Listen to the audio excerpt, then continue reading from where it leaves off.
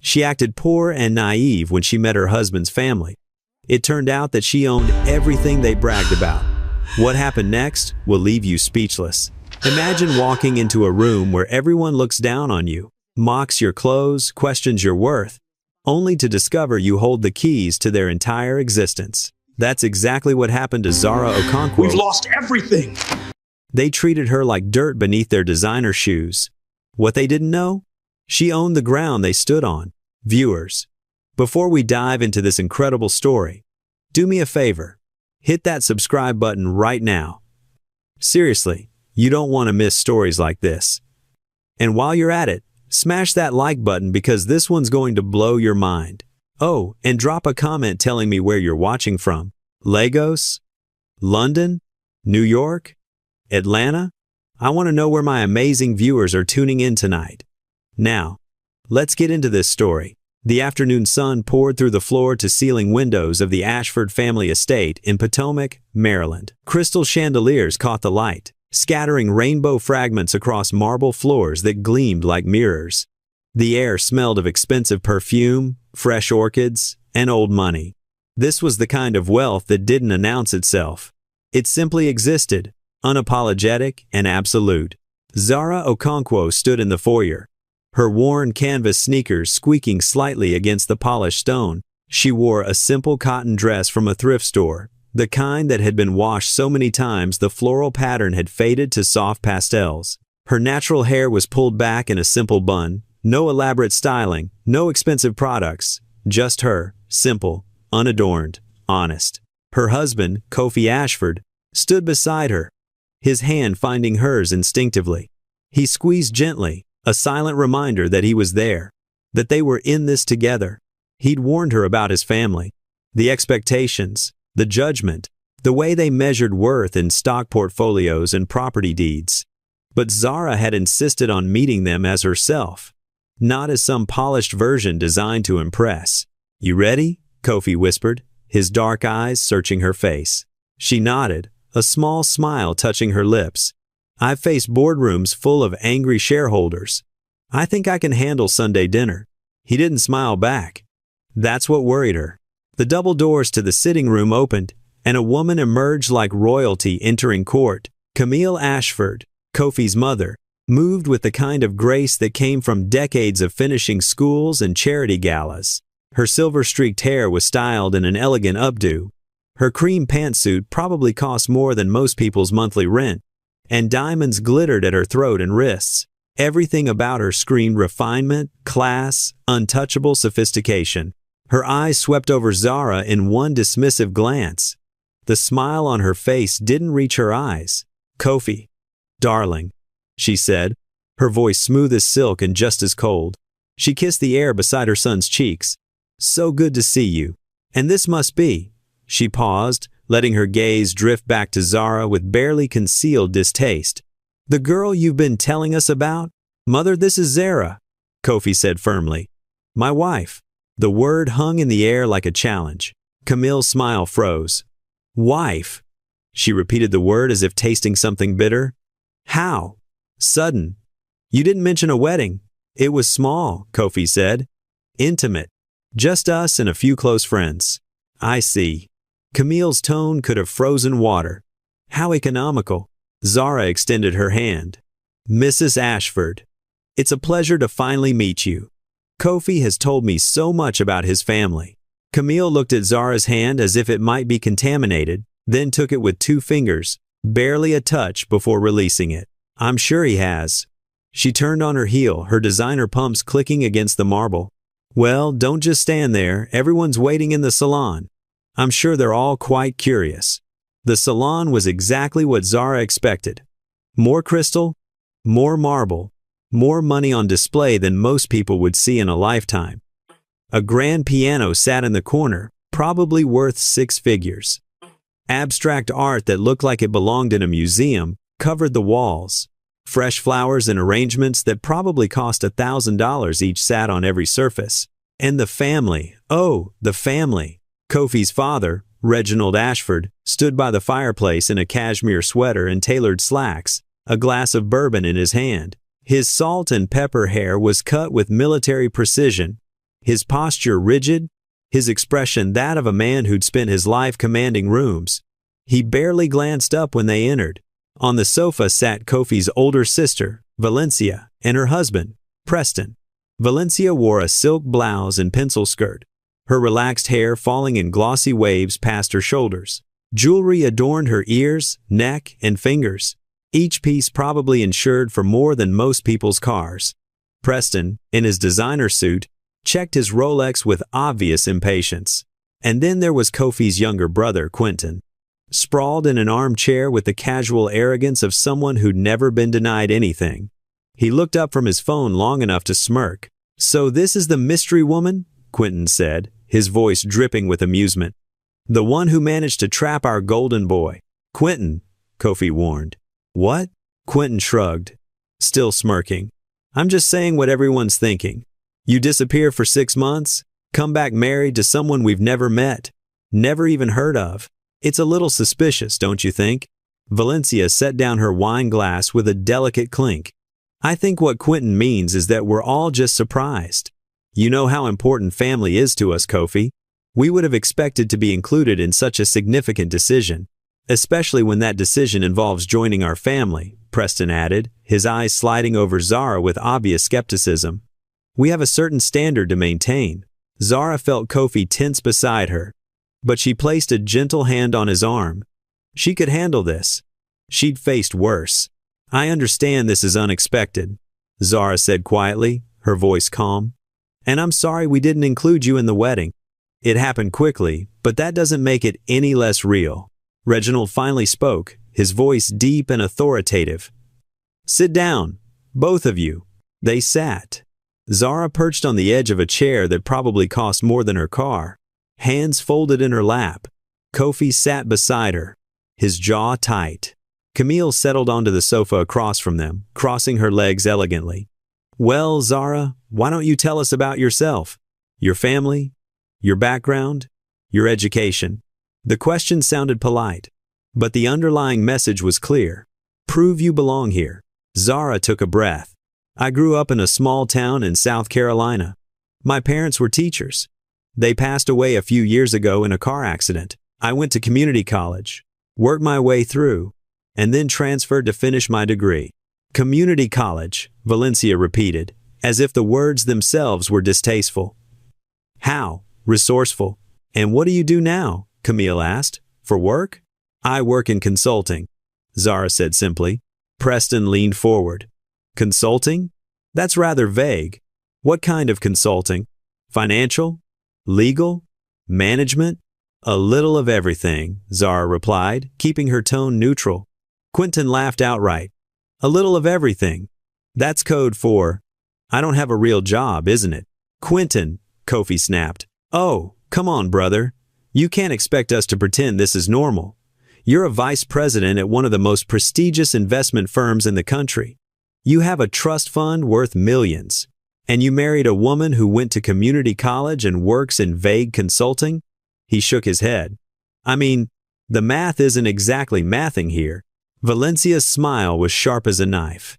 "I think what Quentin is trying to say, rather indelicately, is that we're concerned. You understand, don't you, Zara? Our family has worked very hard to build what we have. Generations of careful planning, strategic marriages, maintaining certain connections, and then Kofi brings home someone we know nothing about. Someone who clearly comes from a very different world," Preston added. Reginald swirled his bourbon. "Let's not dance around it. How much?" Zara frowned. "I'm sorry? How much do you want?" Reginald's eyes were cold, calculating. "To walk away. To end this marriage quietly and disappear from our son's life. Name your price." The room went silent. Even Quentin stopped smirking. Kofi shot to his feet. "Dad." "What the hell?" "Sit down, Kofi," Reginald commanded. "This is business. You know how these things work. Everyone has a price. I'm simply cutting through the pretense to get to what's inevitable." Zara felt something cold settle in her chest. She'd expected judgment, maybe some condescension. But this was something else entirely. "I don't want your money," she said quietly. Camille laughed, a brittle sound. "Oh, darling, Everyone wants our money. That's rather the point of being us. $500,000? Reginald said. Cash. You sign a non-disclosure agreement, dissolve the marriage, and walk away. You'll never have to work another day in your life if you're smart about it. Zara looked at Kofi, saw the fury and hurt warring in his eyes. She saw something else too, resignation, as if part of him had expected this. I'm not leaving my husband, Zara said, her voice steady despite the trembling in her hands. Valencia sighed dramatically. This is going to be tiresome. Mother, perhaps we should just… 1 million, Reginald interrupted. Final offer. I said no. Camille leaned forward, her expression hardening. Then let me be very clear, dear. You will never be accepted into this family. You will never be invited to our events. You will be excluded from every gathering, every holiday, every important moment. We will treat you as if you don't exist. And Kofi's career? Preston added with a smirk. Interesting how quickly doors close when the family withdraws its support. The Ashford name opens a lot of doors. It can also close them. Quentin's grin returned. You really think you can survive in our world? Look at you. Those clothes, those shoes, that discount store purse. You're out of your depth, and everyone can see it. You're embarrassing him. Zara felt each word like a physical blow, but she kept her expression neutral. She'd learned long ago how to wear masks, how to hide what she really felt. I love your son, she said simply, and he loves me. That's all that matters. Love, Camille scoffed. How quaint. Love doesn't pay for private schools or country club memberships. Love doesn't maintain social standing or secure business deals. Love is what poor people tell themselves to feel better about their circumstances. Valencia stood, smoothing her skirt. This is clearly going nowhere. Kofi, when you come to your senses, you know where to find us. But until then, don't expect any support from this family, financial or otherwise. And you, Camille said, her icy gaze fixed on Zara. Enjoy your little fantasy while it lasts. But understand this. You are not one of us. You will never be one of us. And sooner or later, Kofi will realize that marrying beneath himself was the biggest mistake of his life. Reginald finished his bourbon. Dinner is at 7. I assume you'll both be leaving now. Kofi's voice was low, dangerous. You're damn right we're leaving. He took Zara's hand, and they walked toward the door. Behind them, Quentin called out, See you at the divorce proceedings, brother. The laughter that followed them down the marble hallway was sharp and cruel. Outside, the afternoon sun seemed too bright after the coldness of that house. Zara took a deep breath, her hands shaking now that they were alone. Kofi pulled her into his arms, his own body trembling with fury. I'm so sorry, he whispered into her hair. I knew they'd be difficult, but that was brutal, Zara finished. She pulled back, looking up at him. You don't have to choose between me and your family, Kofi. I would never ask that of you. They already made me choose, he said bitterly. The moment they tried to buy you off like you were some kind of transaction, they stood there in the circular driveway, surrounded by manicured gardens and obscene wealth, and Zara felt something shift inside her. She'd walked into that house determined to be humble, to not let her own success define her. She'd wanted them to know her as a person, not as a portfolio. But they hadn't cared about the person. They only cared about appearances, about status, about maintaining their carefully constructed world where people like her didn't exist. What are you thinking? Kofi asked, studying her face. Zara looked back at the mansion, at the windows where she could see silhouettes moving, probably already dissecting every word, every gesture, congratulating themselves on putting the poor girl in her place. I'm thinking, she said slowly, that maybe it's time they learned who I really am. Kofi frowned. What do you mean? She turned back to him, and something in her expression made him straighten. I'm thinking that tomorrow morning, your family is going to have a very interesting surprise. Zara, trust me, she said, squeezing his hand. Just trust me. They walked to their car, a modest sedan that looked almost comical parked among the Bentleys and Mercedes in the driveway. As they drove away, Zara pulled out her phone and scrolled through her contacts until she found the name she needed. Who are you calling? Kofi asked. My lawyer, Zara said. And then my accountant, and then the board. The board? What board?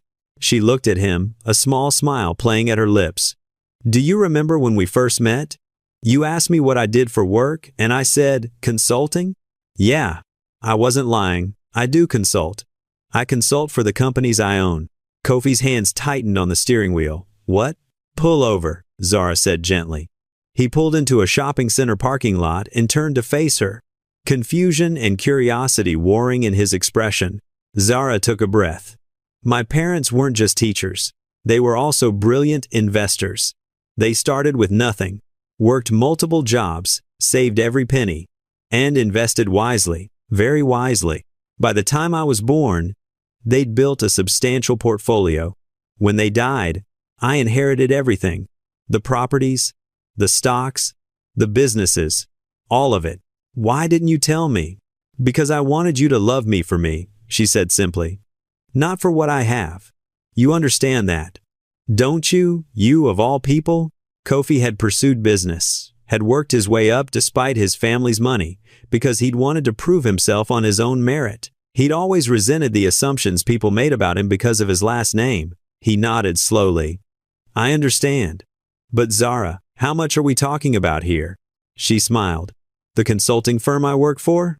I don't just work for it. I founded it. Okonkwo Global Holdings. We manage investments, acquire properties, develop strategic partnerships.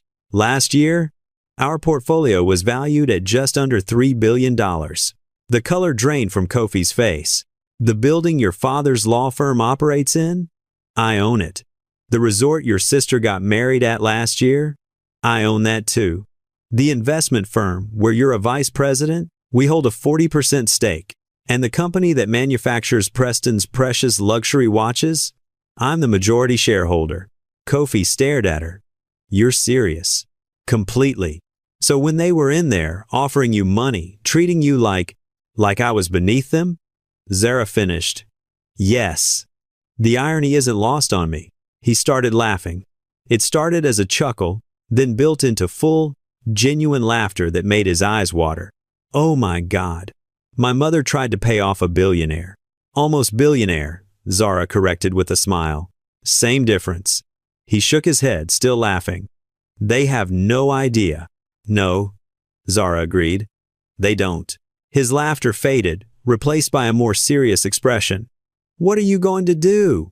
Zara looked out the window at the shopping center, at the ordinary people going about their ordinary lives.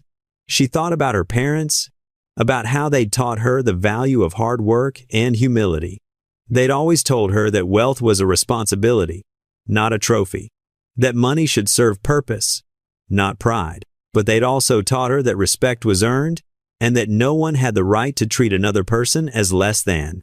I'm going to show them, she said quietly, that the poor, naive girl they look down on today holds their entire world in her hands, and then I'm going to decide whether they deserve to keep it.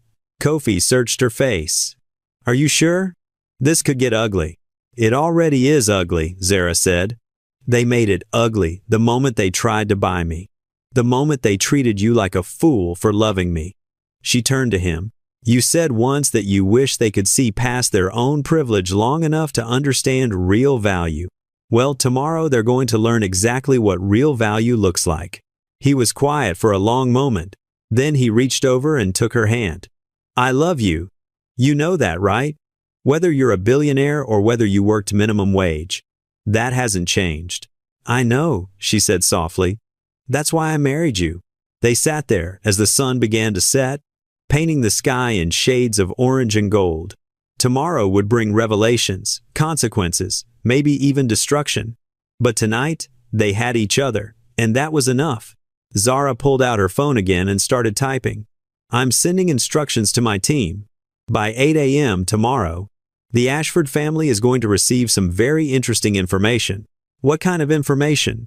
The kind that makes them realize they just made the worst mistake of their privileged lives. The next morning arrived with the kind of stillness that precedes storms. Zara woke at 5, her internal clock trained by years of early meetings and international calls. Beside her, Kofi still slept, his breathing deep and even. She watched him for a moment, studying the peace on his face, knowing it would be complicated soon. Not bad. Just complicated. She slipped out of bed quietly, padded to the kitchen of their modest brownstone apartment. Modest by Ashford standards. Anyway, the place had exposed brick, hardwood floors, and large windows that caught the morning light. She'd bought the building outright 3 years ago, along with the entire block. Sometimes the best investments were the ones nobody knew you made.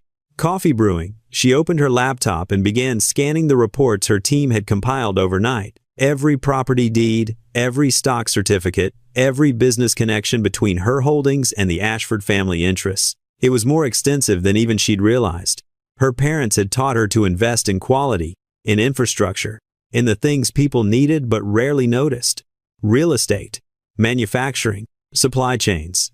The invisible scaffolding that held up the visible world. The Ashfords, it turned out, lived in a house built on that scaffolding. They just didn't know who owned it. Her phone buzzed. A text from her executive assistant, Thandy Way. Everything's ready. Documents will be delivered at 8 a.m. sharp. Legal team on standby. Are you sure about this? Zara typed back. Absolutely certain. Another message appeared. They're going to lose their minds. Zara smiled. I'm counting on it. She heard movement from the bedroom. Kofi emerged moments later, hair disheveled, wearing the Princeton t-shirt he'd slept in. He looked at her expression and whistled low. That's your game face, he said. Is it that obvious? Baby, I've seen you negotiate deals. I know that look. He poured himself coffee and sat beside her. What's the plan? Zara turned the laptop so he could see the screen. At 8 o'clock this morning, a courier will arrive at your parents' house. Inside the envelope will be documents outlining every business connection between Okonkwo Global Holdings and Ashford family interests.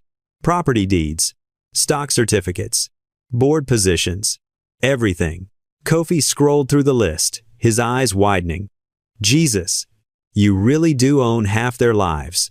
Not half. About 63%, according to the analysis. He looked at her. And then what? And then I wait. I want to see what they do with the information. Whether they apologize, whether they double down on their arrogance, whether they're capable of humility. And if they're not, Zara's expression hardened. Then they'll learn a very expensive lesson about underestimating people. Kofi closed the laptop gently. You know they're going to call me. Probably screaming. I know. They might say terrible things. About you. About us. They already did that yesterday. He nodded slowly. Okay then. Let's see what happens. At exactly 8 o'clock, while Zara and Kofi were finishing breakfast, a black courier sedan pulled up to the Ashford estate. A woman in a professional suit emerged carrying a leather portfolio embossed with the OGH insignia. She rang the bell. Inside, Camille Ashford was reading the society pages over her morning tea when the housekeeper announced a delivery. She frowned. She wasn't expecting anything. Who's it from? She called out. Okonkwo Global Holdings. Ma'am. Camille's frown deepened. The name sounded vaguely familiar, but she couldn't place it. Fine. Bring it to my office. The housekeeper returned with the portfolio. Camille opened it with practiced disinterest, expecting some sort of investment pitch or charitable solicitation. What she found instead made her teacup freeze halfway to her lips. The first page was simple. A letter on heavy cream cardstock. Printed in elegant script. Dear Ashford family, it has come to my attention that we were not properly introduced yesterday. Allow me to correct that oversight. My name is Zara Okonkwo Ashford, and I am the founder and CEO of Okonkwo Global Holdings. I believe you may find the enclosed documentation illuminating. Respectfully, Zara Okonkwo Ashford. Camille's hands trembled as she turned to the next page. A comprehensive list of properties. And there, highlighted in yellow, the address of the Ashford estate, owned by OGH, Residential Holdings, a subsidiary of Okonkwo Global. Her vision blurred. She flipped through more pages. The office building that housed Reginald's law firm, owned by OGH. The luxury resort Valencia loved, owned by OGH. The manufacturing company that produced Preston's watch line, majority shareholder, OGH. Page after page after page of their lives, their businesses, their carefully constructed empire, all connected back to that name, Okonkwo. That poor girl in the thrift store dress. Camille's scream brought Reginald running from his study. What? What happened? She couldn't speak. She just thrust the documents at him, her face ashen. Reginald read. His expression shifted from confusion to disbelief to something approaching horror. This can't be right. Call someone, Camille whispered. Call our lawyers. This has to be a mistake. Within the hour, the entire family was gathered in Reginald's study, the documents spread across his massive oak desk. Valencia paced like a caged animal. Preston sat in stunned silence. Quentin, for once, had nothing clever to say. 40% of your firm, Valencia said to Reginald, her voice shrill. She owns 40% of your law firm, and 62% of Preston's company. Reginald added grimly. She could fire him tomorrow if she wanted. Preston's face had gone gray. The resort, the one we used for our wedding, all the deposits, the planning, the connections we leveraged. She owned it the entire time. Quentin finally found his voice. So when we were in here yesterday, offering her money, treating her like she was some kind of gold digger, she was sitting on billions. Valencia finished, her voice hollow. Camille sank into a chair, the documents clutched in her shaking hands. Kofi knew. He had to have known. Did he? Reginald countered. Look at the timeline. Okonkwo Global was established 15 years ago. She built this while he was still in college. She didn't need him for access. She already had everything. The implications settled over them like ash after a fire. Valencia grabbed her phone.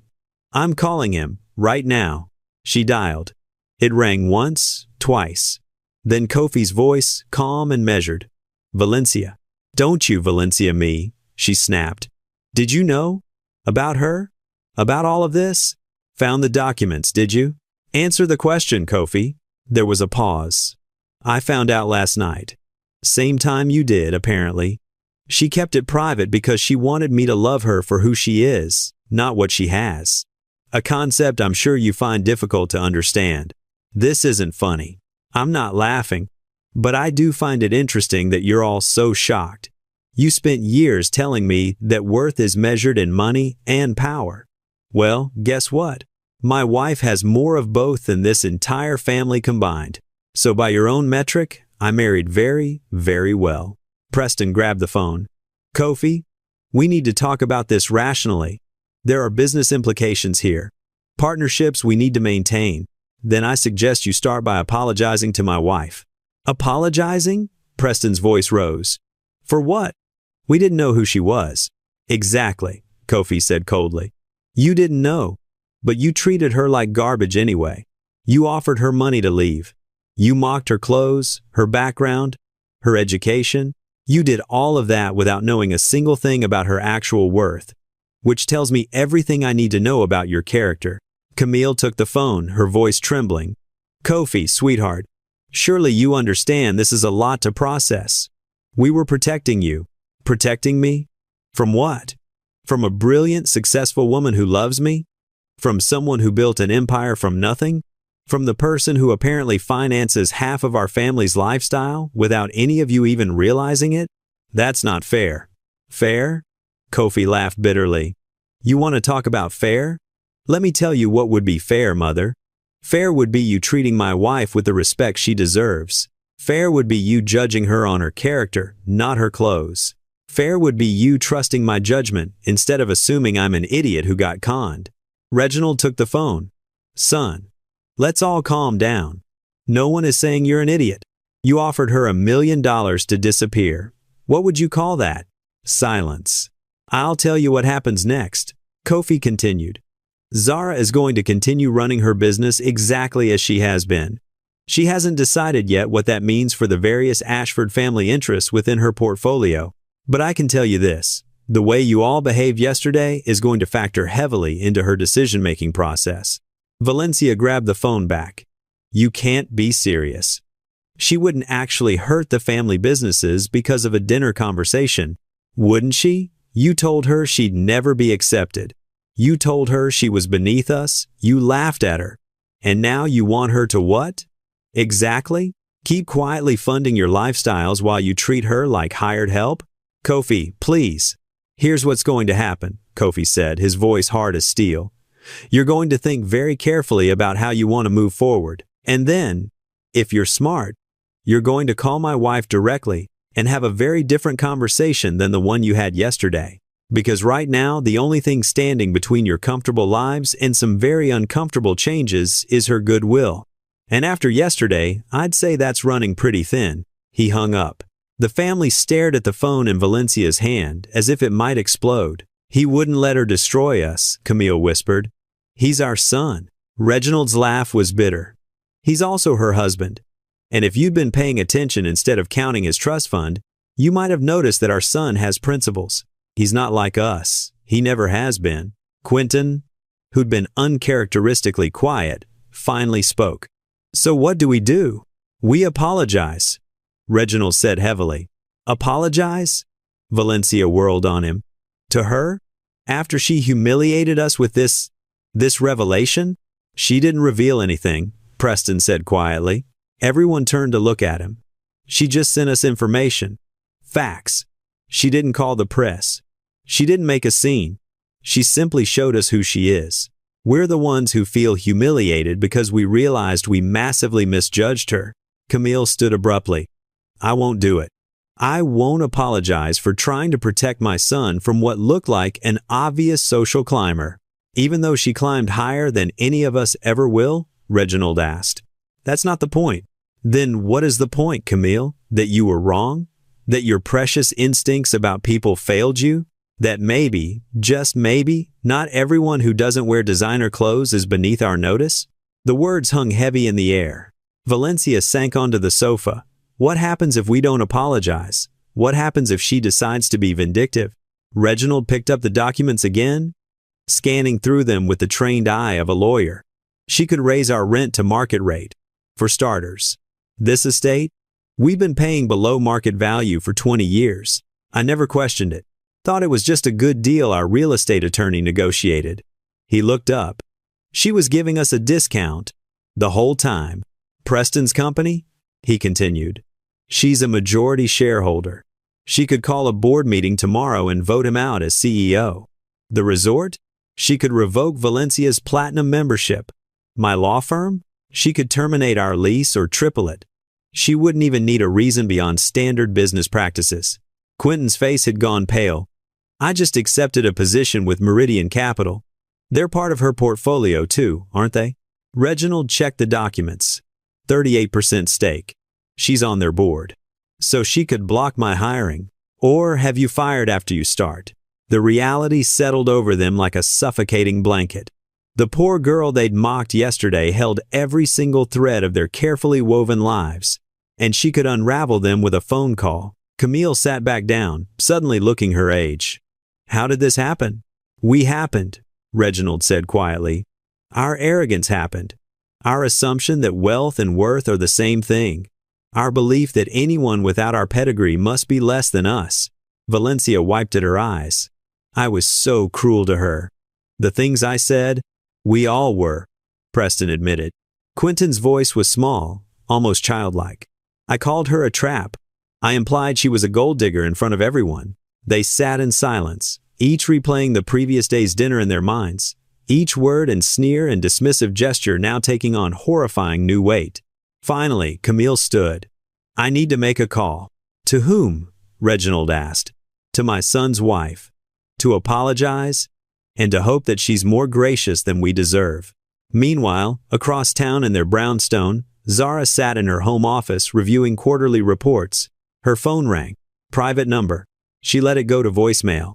It rang again. Same number. On the third call, she answered. This is Zara. Mrs. Ashford, this is Camille Ashford. The voice was different from yesterday, smaller, uncertain. I'm calling to. I wanted to. She paused. I owe you an apology. A significant one. Zara leaned back in her chair. I'm listening. What we said yesterday, what we did, was inexcusable. We made assumptions based on superficial observations, and we treated you with disrespect and cruelty. There's no defense for that. I want you to know that I'm ashamed of my behavior. Are you? Zara asked quietly. I am, truly. I've spent my entire life believing that I was a good judge of character, that I could assess a person's worth quickly and accurately.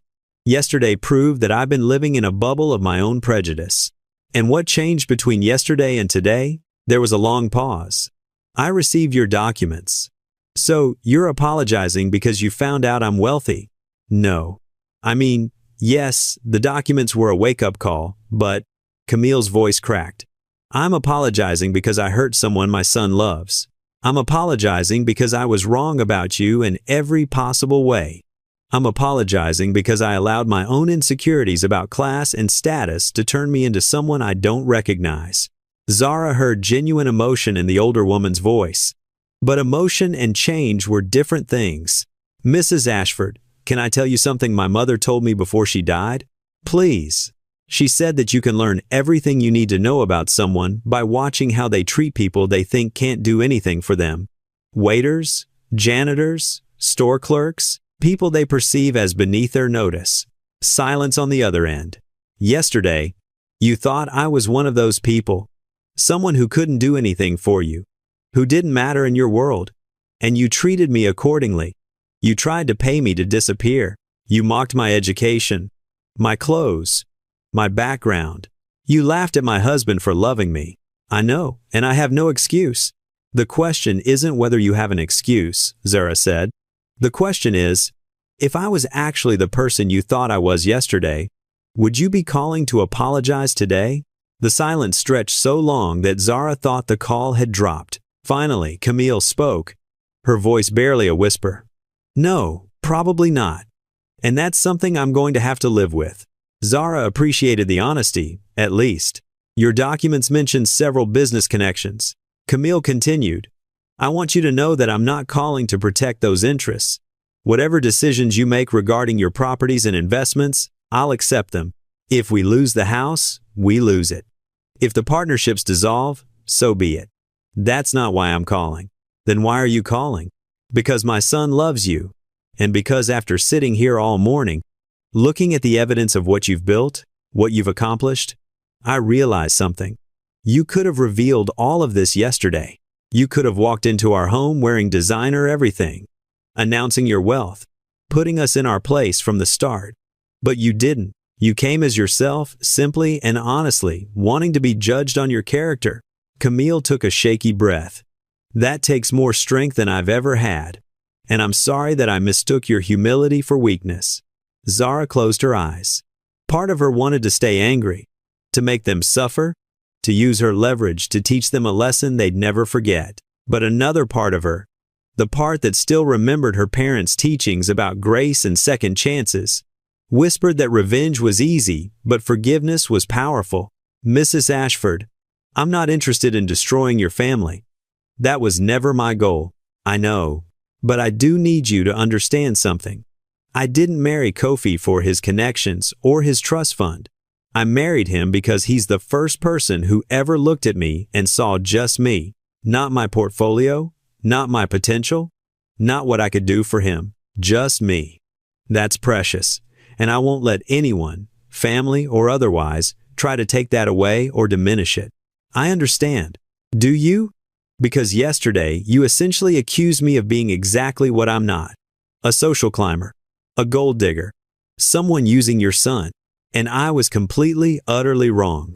Zara heard footsteps.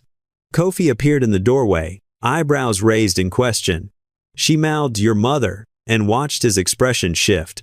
"I'd like to invite you to dinner," Camille said. "Both of you. Here, at the house. The whole family. We'd like another chance to meet you properly. No ulterior motives, no judgment. Just a family dinner where we treat you the way we should have from the beginning. I'll need to think about it. Of course, take all the time you need. And Zara? Yes? Thank you for not destroying us when you easily could have. That says more about your character than anything else could." After the call ended, Zara set her phone down and looked up at Kofi. "Well?" he asked. "Your mother apologized. They want us to come to dinner again." "What did you say?" "That I'd think about it." She stood, moving to the window that overlooked the street. "What do you think I should do?" Kofi came to stand beside her. "What do you want to do?" I want to believe people can change. I want to believe that this wasn't just fear of losing their money, but genuine recognition that they were wrong. But I also know that some people only respect power. That they'll be nice to my face now because they know what I can do to them, not because they actually value me as a person. Kofi wrapped his arms around her from behind. You know what I think? Tell me. I think you should give them a chance. Not because they deserve it, but because you deserve to have a relationship with your in-laws that isn't built on lies or revenge. You deserve the truth, whatever that looks like. Zara leaned back against him. And if they haven't really changed, then we'll know. And we'll deal with it together. She turned in his arms to face him. You know they're probably terrified right now, wondering if I'm going to pull funding, raise rents, tank their businesses. Probably. And you know I could. Legally, ethically, I'd be within my rights. I know, but that's not who I am. He smiled. I know that too. It's one of the many reasons I love you. Zara picked up her phone and typed a message to Camille. Dinner on Sunday, 6 o'clock. And Mrs. Ashford? I'll be wearing jeans. The response came within seconds. You could wear a paper bag and you'd still be the most impressive person in the room. Thank you for giving us another chance. Kofi read the message over her shoulder. Jeans? I want to see if they've really learned anything. If they can look past the surface to see what's underneath. Besides, she grinned, I own a very nice pair of jeans. Custom Italian denim. Cost about $2,000. He laughed. You're terrible. I'm practical. If they're going to judge me by my clothes, they should at least know that my casual wear costs more than their formal wear. That's my girl. They stood together, watching the city move below them. Two people who'd found each other despite vastly different worlds, and who were now navigating the complicated space where those worlds collided. Sunday was coming, and with it, another chance for the Ashford family to prove whether they learned anything at all. Sunday arrived with clear skies and the kind of crisp air that made everything feel sharper, more vivid. Zara stood in front of her closet. The doors opened wide, revealing rows of clothing that told two different stories. On one side, the simple pieces she wore daily. Cotton dresses, comfortable shoes, understated jewelry. On the other side, the clothes she wore to board meetings and investor presentations. Tailored suits, designer heels, statement pieces that commanded attention. She pulled out the jeans she'd mentioned. Dark Italian denim that fit perfectly, paired with a soft cashmere sweater in cream. Simple gold earrings. Her natural hair in loose curls. She looked at her reflection and saw exactly what she wanted. Herself. Not trying to prove anything, not hiding anything. Just Zara. Kofi appeared behind her, adjusting his collar. You look beautiful. I look like myself. That's what I said. She turned, helping him with his tie. Are you nervous? Terrified, he admitted. I have no idea what to expect. This could be genuine growth or an elaborate performance. We'll know soon enough. She smoothed his lapels. Either way, we face it together. They drove to Potomac in comfortable silence, both lost in thought. When they pulled up to the estate, Zara noticed something different immediately. The circular driveway, usually empty and imposing, now had a simple welcome mat placed at the front entrance. Small, but deliberate. The door opened before they could knock. Camille stood there, and Zara had to do a double take. The woman who'd been draped in diamonds and designer silk just a week ago now wore simple slacks and a blouse. Her hair was styled more casually. The jewelry was minimal. Zara, Kofi. Welcome. Camille's smile was tentative, genuine. Please, come in. The interior had changed too. The ostentatious flower arrangements were gone, replaced by simpler, more natural displays. The lighting was warmer. Somehow, the house felt less like a museum and more like a home. Reginald emerged from the study, also dressed more casually than Zara had ever seen him. Good to see you both. He extended his hand to Zara.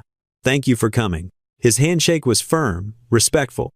No two-finger dismissal this time. Valencia and Preston appeared from the sitting room. Valencia looked nervous, her hands twisting together. Hi, she said softly. We're glad you came. Quentin was last, hanging back slightly, his usual swagger notably absent. "Hey." They moved to the dining room, where the table was set simply. No crystal glasses or gold-rimmed china. Just elegant simplicity. Zara noticed that the seating had changed too. Last week, she and Kofi had been positioned at the far end, away from the family. Today, places were set for them in the middle, integrated rather than isolated. As they took their seats, an awkward silence settled. Everyone seemed to be waiting for someone else to start. Finally, Reginald cleared his throat. "Before we eat, I'd like to say something." He looked directly at Zara. "Last Sunday, we treated you abominably. We judged you based on appearances, made cruel assumptions, and offered you money to leave our family. Those actions were inexcusable, and no amount of apologizing can undo the hurt we caused." Valencia spoke up, her voice shaking slightly. "I said terrible things. I implied you were beneath us, that you weren't good enough for this family. I was wrong in every possible way." Preston nodded. "I questioned your worth based on surface-level observations. I treated you like a threat to be eliminated rather than a person to be known." Quentin's voice was quiet. "I called you a trap. I mocked you. I laughed at my own brother for loving you. And the whole time, you were." He shook his head. "I've never felt like more of an idiot in my entire life." Camille's eyes were wet. "I offered you money to disappear. I treated you like you were something to be bought and disposed of. I failed as a mother-in-law, as a woman, as a human being. And I'm sorry doesn't begin to cover it, but I am. I'm deeply, truly sorry." Zara sat quietly, processing their words. She'd prepared herself for various scenarios. Fake apologies designed to protect their interests, grudging acknowledgments forced by circumstance, or even continued hostility masked by thin politeness. But this felt different, raw, uncomfortable in the way real accountability always is. "Thank you for saying that," she said finally. "I appreciate your honesty." "But?" Camille asked gently. "But I need to understand something. If I wasn't who I am, if I really was just a woman who went to community college and worked a regular job, would we be sitting here right now?" The question hung in the air like smoke. Valencia looked down at her plate. Preston shifted uncomfortably. Quentin's jaw tightened. It was Reginald who answered. "Honestly, probably not. And that's something we've been forced to confront this week. Our apologies aren't just about misjudging your financial status. They're about recognizing that our entire value system was fundamentally broken." He continued, his voice heavy. "We've spent our lives believing that wealth and breeding equaled worth, that people who didn't come from money or prestige were somehow lesser. That belief poisoned how we saw the world, and more importantly, how we treated people." Camille nodded. "Your documents forced us to look in a mirror we'd been avoiding our entire lives. The woman we dismissed so cruelly had built something extraordinary through intelligence, hard work, and vision. Everything we claimed to value, but apparently only respected when it came wrapped in the right packaging. The truth is," Valencia said, wiping her eyes, "we're ashamed. Not just because we were wrong about you specifically, but because we realize we've probably been wrong about countless other people throughout our lives. How many brilliant, worthy people did we overlook or dismiss because they didn't fit our narrow definition of acceptable?" Zara felt something shift in her chest. These weren't perfect words from perfect people, but they were honest words from flawed people trying to be better.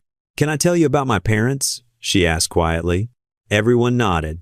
They met in college. Both were the first in their families to get higher education. My father's parents were farmers in Nigeria. My mother's family worked in factories in South Carolina. They had nothing but ambition and each other. She smiled at the memory. "My father used to say that poverty taught him to see opportunity where others saw obstacles. They saved everything, lived in a tiny apartment, worked multiple jobs, invested every spare dollar. They built their wealth slowly, deliberately, over decades. When I was growing up, we lived modestly even though we didn't have to. Mom drove a used car. Dad cut his own hair. They donated anonymously to scholarships and community programs. They taught me that money was a tool, not an identity. That real wealth was measured in impact, not displays." Zara's voice grew firmer. They also taught me that how people treat you when they think you have nothing reveals their true character, and that respect, given only after wealth is revealed, isn't really respect at all. The words landed like stones. That's why last week hurt so much, Zara continued. Not because you didn't know about my money, but because you showed me exactly how you treat people you perceive as beneath you. You were cruel because you thought you could be, because you thought I didn't matter. Camille's tears spilled over. You're absolutely right. So here's what I need from all of you, Zara said, looking at each family member in turn. I need to see that this change is real. Not performed for my benefit, but genuine. Because if we're going to be family, I need to know that you value people, all people, not just ones with impressive portfolios. How do we prove that? Quentin asked. You don't prove it to me, Zara said. You prove it to yourselves. You prove it in how you treat the housekeeper when you think no one's watching, how you speak to waiters and drivers and store clerks, how you think about people whose lives look different from yours. She leaned forward. I didn't send those documents to shame you or threaten you. I sent them to reveal what you'd missed because you were too busy looking at surfaces.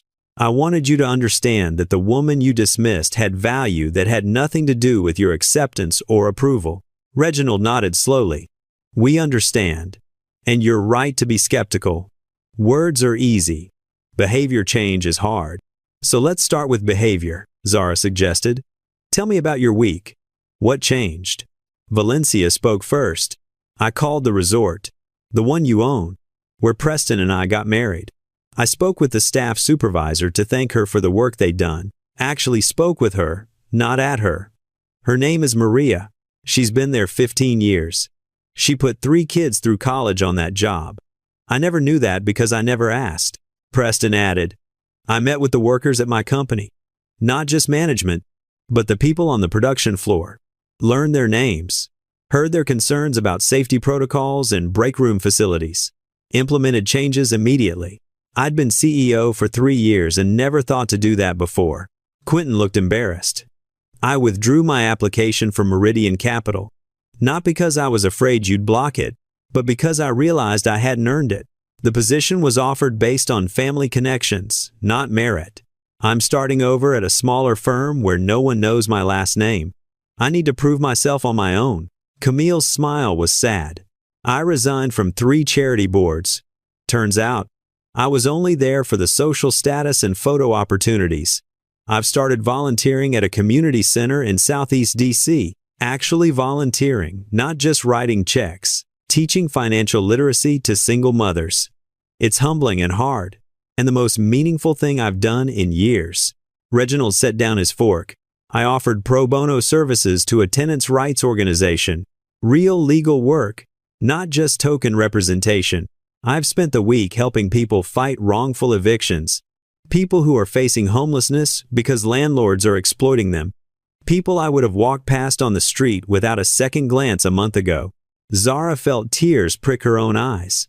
These weren't grand gestures designed to impress. They were small, personal changes that suggested actual growth. There's more, Camille said quietly. We've been talking, as a family, about privilege and responsibility and how we want to move forward. We've made some decisions. What kind of decisions? Kofi asked. He'd been quiet throughout dinner, watching, listening, processing. Valencia answered. We're establishing a foundation, real money, not token amounts, focused on educational access and small business development in underserved communities. We want to help people the way Zara's parents helped themselves, by creating opportunities. We're also committing to transparency in our business practices, Preston added. Fair wages, proper benefits, ethical sourcing. All the things we should have been doing anyway but convinced ourselves weren't financially viable. Reginald looked at Zara. And we're asking for your help. Your guidance? You built something remarkable from the ground up. You understand both sides of the equation in ways we never will. We'd like to learn from you. If you're willing to teach us. Zara sat back, overwhelmed. You want me to teach you? About business, about values, about seeing past our own privilege? Camille said. You've already taught us so much just by existing. By showing us what real strength and dignity look like. We want to keep learning. For the first time since arriving, Zara smiled genuinely. I think we can work with that.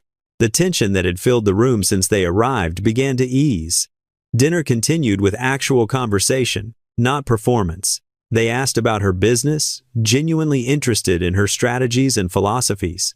They asked about her parents, listening with respect rather than judgment. They asked about her and Kofi's relationship, how they met, what they loved about each other. It wasn't perfect. There were still awkward moments, times when old attitudes flickered across faces before being consciously corrected. But it was real, and real was enough to build on. After dinner, as they moved to the sitting room for coffee, Quentin pulled Zara aside. Can I ask you something? Of course. Why did you marry into this family? I mean, you could have had anyone. Someone whose family would have appreciated you from day one. Why us? Zara looked across the room to where Kofi stood talking with his father, his face animated, his laugh genuine. Because I didn't marry your family. I married him, and he's worth navigating the complicated parts. Quentin nodded. He's lucky. We're all lucky you didn't write us off completely. Everyone deserves a chance to grow, Zara said. The question is whether they take it. As the evening wound down, Camille walked them to the door. Before you go, I have something for you. She disappeared briefly and returned with a small photo album. These are pictures of Kofi growing up.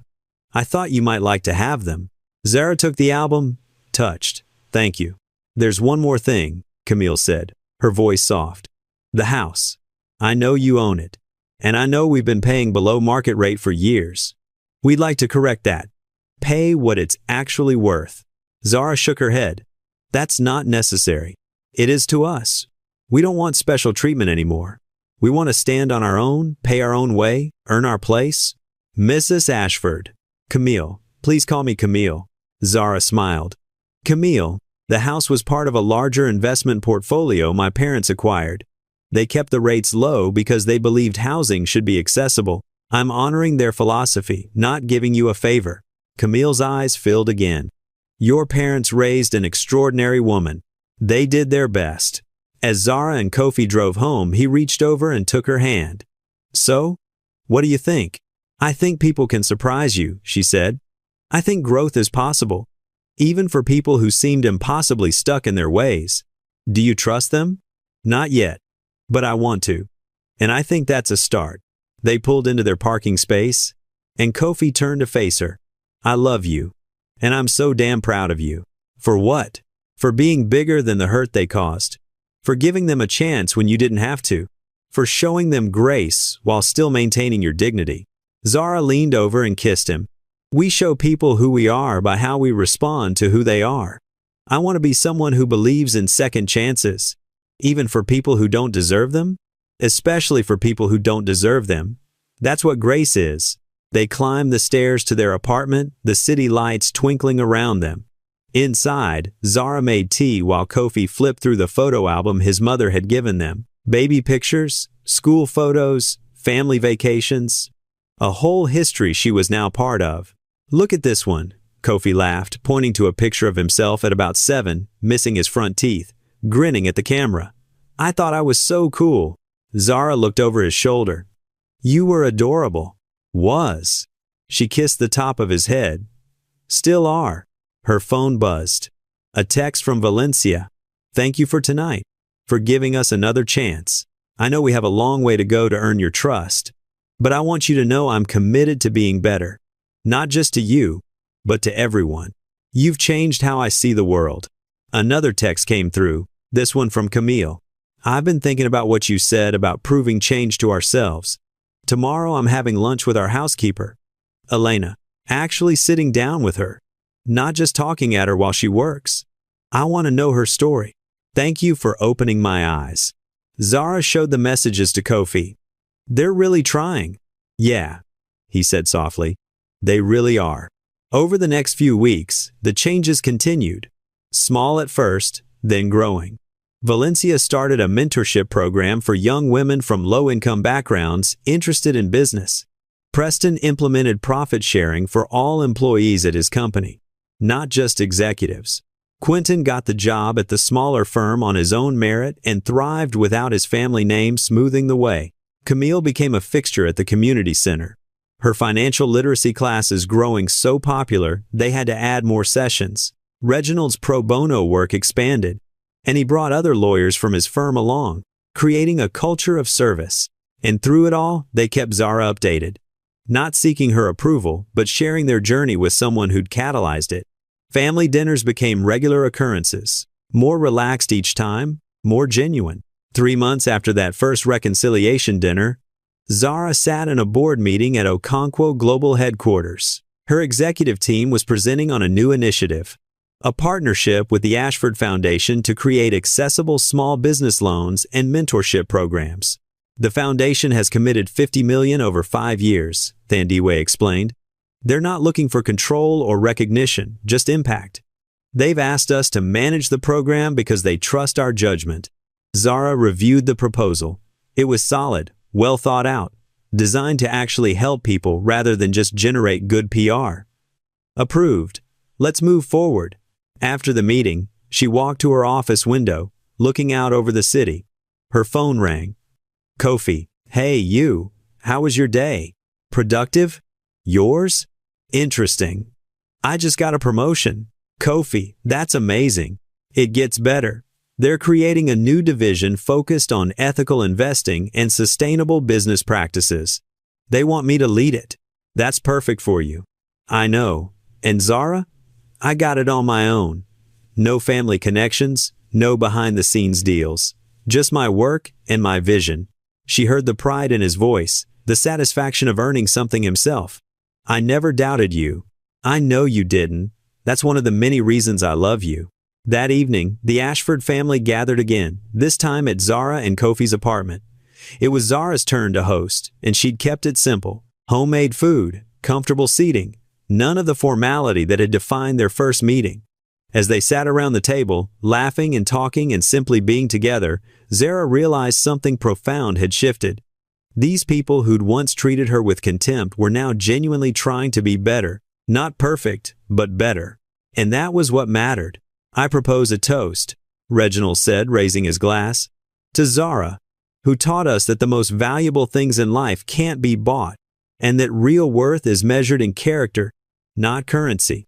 To Zara, they echoed. She felt tears threaten and blinked them back. I have my own toast. To second chances. To growth. To family, chosen and given. And to the courage it takes to admit you were wrong and the strength it takes to change. Glasses clinked. Laughter filled the small apartment. And for the first time since meeting Kofi's family, Zara felt something she hadn't expected to feel. Hope. Later, as they cleaned up together, Camille pulled Zara aside. I never properly thanked you. For what? For not destroying us when you could have. For seeing potential in us even after we showed you our worst. For believing we could be better. Zara smiled. You want to know a secret? Always. I didn't do it for you. I did it for me. Because holding on to anger and using my power for revenge would have made me someone I didn't want to be. My parents taught me that how you use power defines who you are. I wanted to use mine to build, not destroy. Camille hugged her. And this time, it wasn't performative or awkward. It was real. You're the daughter I should have raised my own children to be. You still can, Zara said. It's never too late to become who you were meant to be. As the family left that night, calling out goodbyes and making plans for the next gathering, Kofi wrapped his arms around Zara from behind. You did it! Did what? Changed an entire family's trajectory. Opened their eyes. Made them better. She shook her head. They changed themselves. I just showed them why they needed to. However it happened, I'm grateful. And I'm in awe of you. She turned in his arms. We did this together. Your patience with them, your faith in me, your willingness to stand between two worlds until they could meet in the middle. That mattered. They stood together in their small apartment, surrounded by the evidence of a simple life built on complex love. Outside, the city hummed with millions of stories, millions of people trying to navigate their own complicated families and relationships. And in that moment, Zara understood something her parents had tried to teach her all along. Wealth wasn't about money or power or even influence. Real wealth was about connection, about seeing and being seen, about having the courage to be fully yourself and the grace to let others grow into themselves. She'd walked into the Ashford estate 3 months ago as a woman pretending to be poor and naive. She left it as herself, fully revealed, no longer hiding behind simplicity or humility. And in that revelation, she'd given them a gift they didn't know they needed. A mirror that showed them who they actually were, not who they pretended to be. The journey from that disastrous first dinner to this peaceful evening had been painful, complicated, and absolutely necessary. Because real family wasn't about blood or breeding or shared last names. It was about showing up, doing the work, and choosing each other, again and again, even when it was hard, especially when it was hard. And as Zara looked at Kofi, at the life they were building together, at the family that was slowly learning to love her, not despite who she was, but because of it, she knew one thing for certain. She'd made the right choice, not the easy choice, but the right one. And sometimes, that was the only choice worth making. Viewers, what would you have done in Zara's position? Would you have given them a second chance or walked away completely? Drop your thoughts in the comments below. And if you enjoyed this story of humility, growth, and the true meaning of wealth, make sure you're subscribed to this channel because we have so many more incredible stories coming your way. Hit that like button if this story touched your heart. We'll see you in the next one.